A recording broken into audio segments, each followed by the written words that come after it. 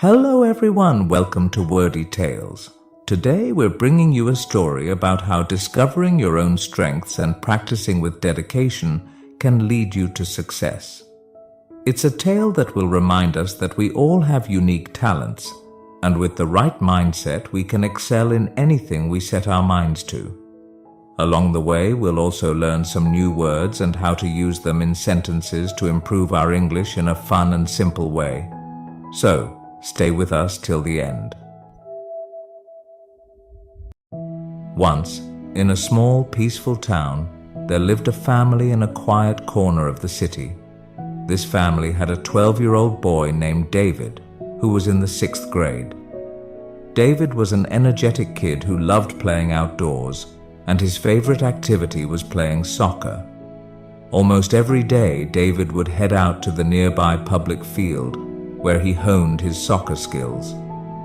One afternoon, after coming home from school, David slumped onto the couch, looking deep in thought.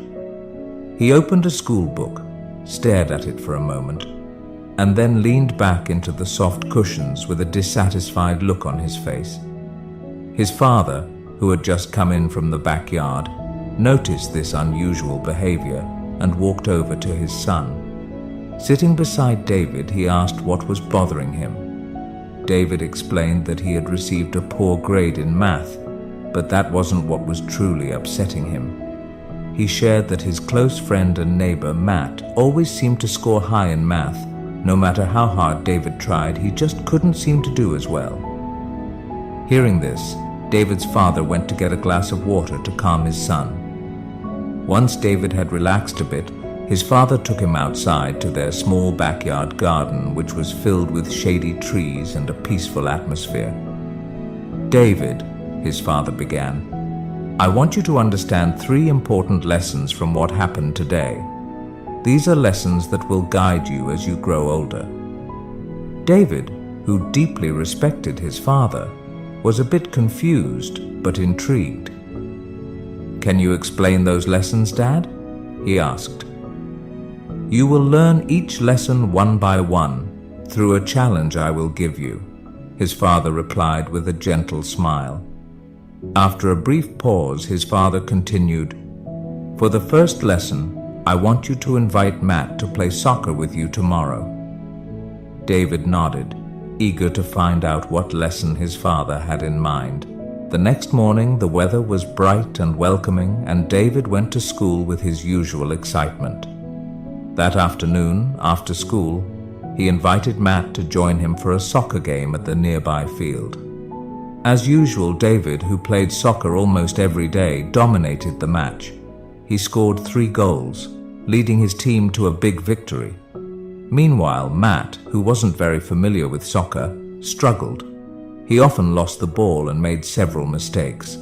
Despite this, everyone who played that day had a great time. Afterward, David cleaned up and hurried to meet his father in the backyard. "Dad, I played soccer with Matt today. What's the first lesson you want to teach me?"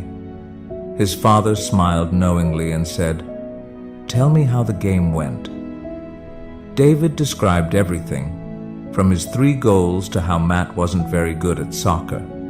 His father nodded and said, "Look at this, David. Matt may not be good at soccer, but he's great at math. Just like how you might struggle with math but excel at soccer. We're all different, and that's okay. We each have our own strengths and passions." David felt a wave of understanding wash over him. He realized that people are different and don't have to be the same. But, curious as always, he immediately asked about the second lesson. "For the second lesson," his father said, "I want you to pay close attention to Matt tomorrow at school. Keep track of how often you see him counting or working with numbers." The following day, David eagerly went to school, excited to complete his father's challenge. Throughout the day, he quietly observed Matt, noticing how often he was engaged in math-related tasks. After school, David passed the time playing soccer again until his father returned home. That evening, David approached his father and reported his findings. "Dad, Matt was counting a lot today. He was working on math problems, solving puzzles, even calculating things like change during recess, and he even counted the petals on a flower." His father smiled warmly and said, "That's the second lesson, David. Matt is good at math because he enjoys it and practices it often.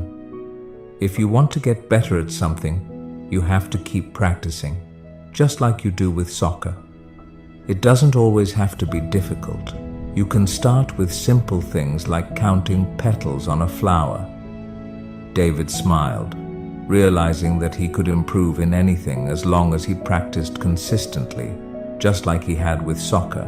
Without waiting, David eagerly asked about the third and final lesson.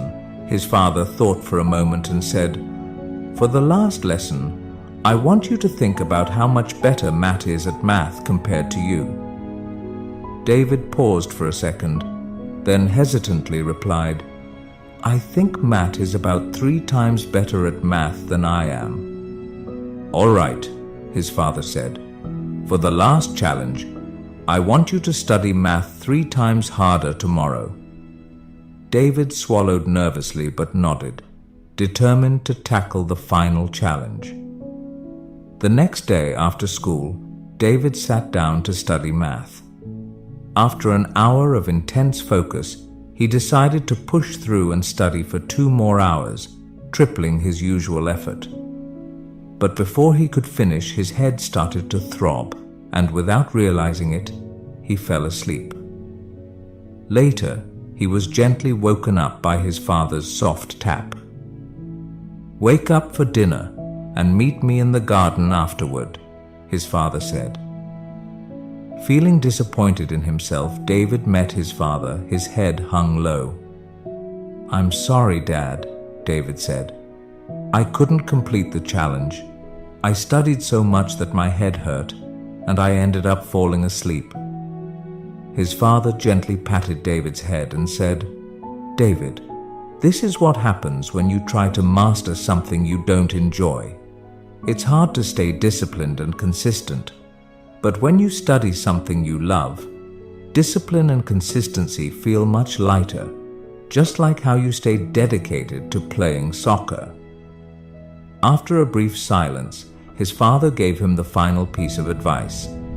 "So, if you want to be smart and become an expert at something, either study what you love or learn to love what you're studying." David, filled with admiration for his father's wisdom, promised to carry these 3 important lessons with him for the rest of his life. Today, we learned new words and sentences through this story. Remember, learning English can be fun when you practice regularly. So keep listening, learning, and growing.